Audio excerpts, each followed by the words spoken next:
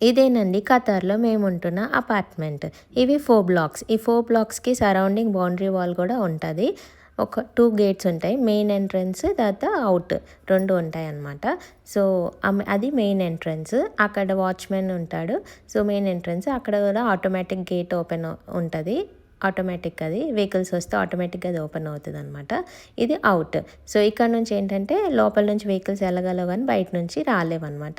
ఇవన్నీ కూడా automatic censor gates.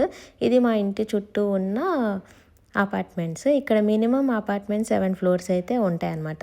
So, ఆ దూరంగా కనిపిస్తుంది బిల్డింగ్స్ ఉన్నాయి గదా! అది కార్నిష్. అదే బోట్‌లో నేను వీడియో పెట్టాను కదండీ! అదనమాట.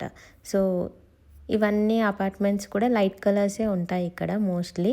ఇక్కడ ఒక అపార్ట్మెంట్‌కైతే పెయింట్స్ వేస్తున్నారు. చూపిస్తాను చూడండి.